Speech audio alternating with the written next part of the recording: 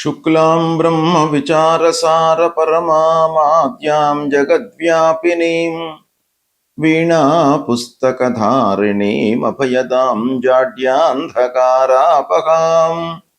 హస్తే స్ఫాటికమాలికాం విదదతీం పద్మాసనే సంస్థితాం వందే తాం పరమేశ్వరీం భగవతీం బుద్ధిప్రదాం శారదాం.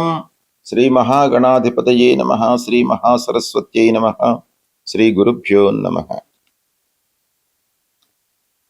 శుక్రగోచారము తదనుగుణంగా ద్వాదశ రాసుల వారికి ఫలితాలు ఎలా ఉంటాయి అనేటువంటి విషయము కనుక చూసినట్టయితే, శుక్రుడు 1 ఆగస్టు నుండి 2 సెప్టెంబర్ మధ్యకాలంలో కన్యా రాశిలో సంచారం చేస్తూ ఉన్నాడు. కన్యా రాశి శుక్రుడికి నీచ స్థానం అవుతుంది. అయితే కన్యా రాశి అధిపతి బుధుడు, శుక్రుడికి బుధుడు మిత్రగ్రహము గనక, అంటే మిత్రుని క్షేత్రంలో నీచ స్థానంలో సంచారం చేస్తూ ఉన్నాడు. అంటే నీచ స్థానం మూలకంగా కలిగేటువంటి దుష్ప్రభావము మిత్రక్షేత్రము మూలకంగా అది మనకు కాంపెన్సేట్ అయ్యి మధ్యస్థమైనటువంటి ఫలితాలు శుక్రుడి మూలకంగా కలిగే సూచనలు బాగా ఉన్నాయి. అయితే శుక్రుడు చాలా ప్రధానమైనటువంటి గ్రహం. శుక్రుడు ఎన్నో విషయాలపై ప్రభావాన్ని చూయిస్తాడు. ముఖ్యంగా శుక్రుడు దాంపత్యం పైన, సుఖము, వాహనాలపైన, వస్త్రాలు, ఆభరణాలు కొనుగోలు, సుగంధ ద్రవ్యాలు, సంగీతము, సాహిత్యము, చతుషష్ఠి కళలపైన, విలాసవంతమైనటువంటి వస్తువులను కొనుగోలు చేయడము, విలాసవంతమైనటువంటి జీవితాన్ని గడపడము, సౌందర్యానికి, ఐశ్వర్యానికి, శృంగారానికి, సమస్త భోగ భాగ్యాలకు కూడాను కారకుడు శుక్రుడు. అలాంటి శుక్రుడి యొక్క స్థితి, సంచారము ఏ స్థానాలలో జరుగుతుంది అనేటువంటిది చాలా ప్రధానమైనటువంటి అంశము. శుక్ర బలము స్త్రీణాం శ్రేష్టం అని శాస్త్రం చెబుతోంది. ముఖ్యంగా శుక్రుడు మంచి స్థానాలలో సంచరిస్తున్న సమయంలో మనకు సుఖ సౌఖ్యాలు కలుగుతాయి.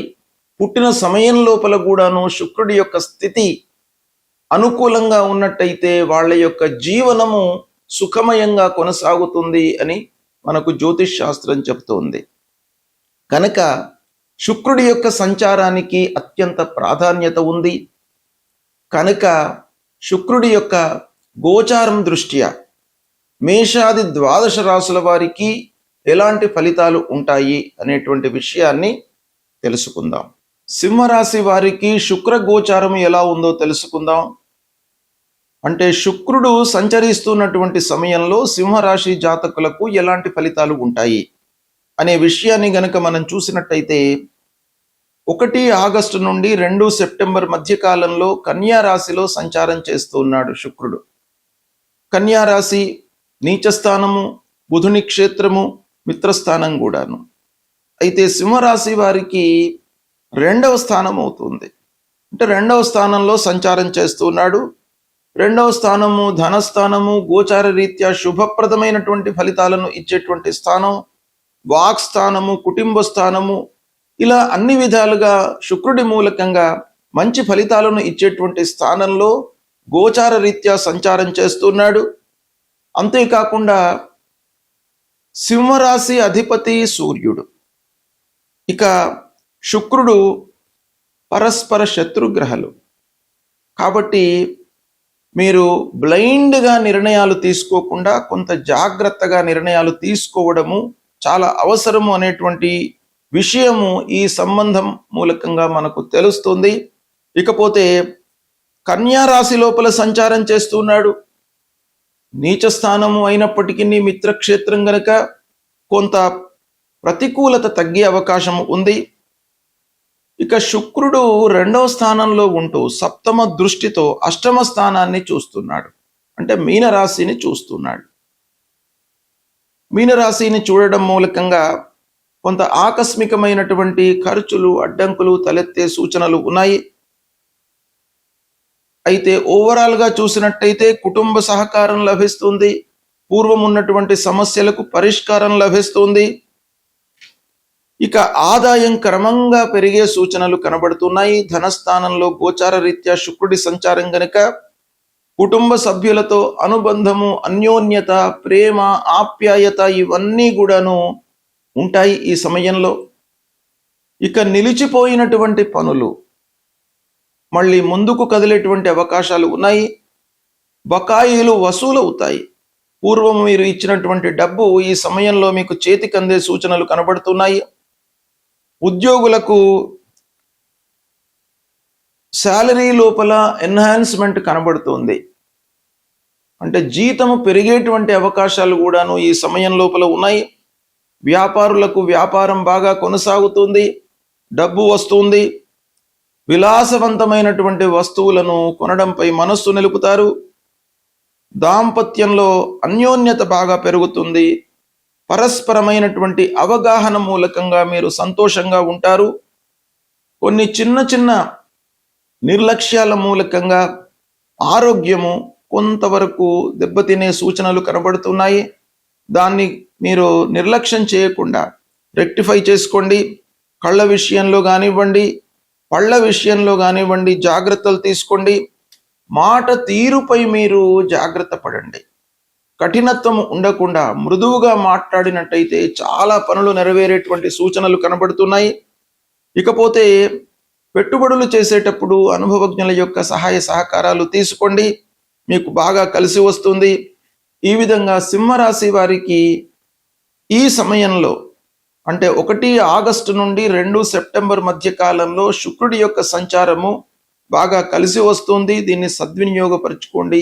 శుక్రుడు ప్రతికూలంగా సంచరిస్తున్నటువంటి సమయంలో తప్పకుండా మనము పరిహారాలు చేసుకోవాలి. శుక్రుడి యొక్క అనుగ్రహం కొరకై మహాలక్ష్మి అమ్మవారిని మనము పూజించడము చాలా శ్రేష్టం.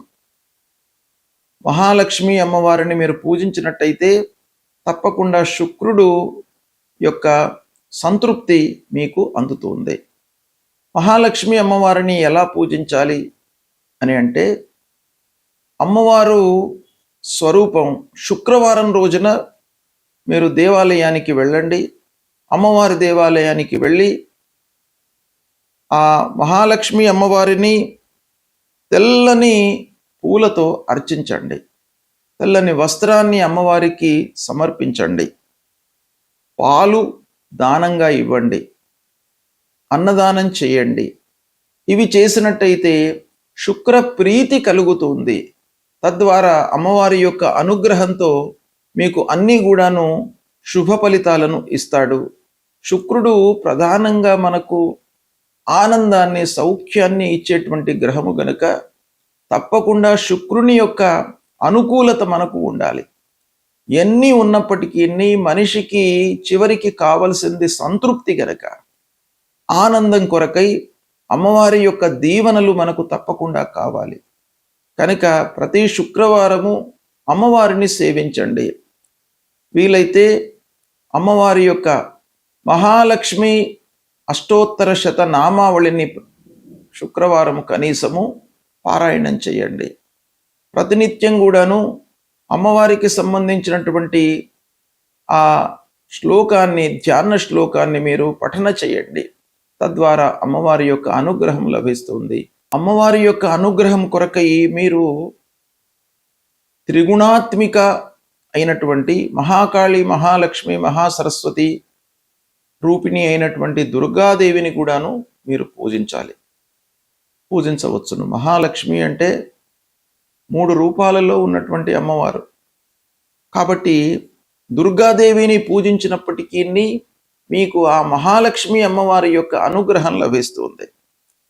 దుర్గాదేవిని పూజించేటువంటి క్రమం లోపల అమ్మవారి దేవాలయానికి వెళ్ళి తెల్ల శనిగలతో మీరు ప్రసాదం అమ్మవారికి సమర్పించి, దాన్ని నైవేద్యంగా సమర్పించి ఆ ప్రసాదాన్ని భక్తులకు వితరణ చేయండి. తర్వాత పాలు, పెరుగు ఇలాంటివి దానంగా ఇవ్వండి.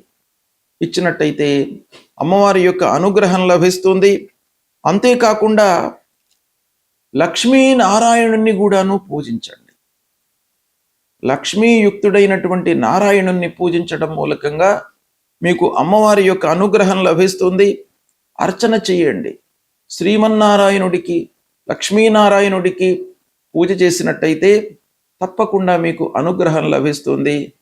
ఇవన్నీ కూడాను మీరు చేయడం మూలకంగా ఇంటి లోపల సౌఖ్యము, ఆనందము, సంతృప్తి, మీరు బయట ప్రపంచంలో ఎన్ని ఆలస్యాలు, అడ్డంకులు, విఘ్నాలు, ఎదురు దెబ్బలు మీరు పొందినప్పటికీ ఈ అమ్మవారి యొక్క అనుగ్రహం మూలకంగా అవన్నీ కూడాను దూరమయ్యి ఇంటిలో ప్రశాంతము, ఫైనల్గా మీకు సంతృప్తి అనేటువంటిది అమ్మవారి మూలకంగా కలుగుతుంది గనక ఇది చెయ్యండి, సత్ఫలితాలను పొందుతారు.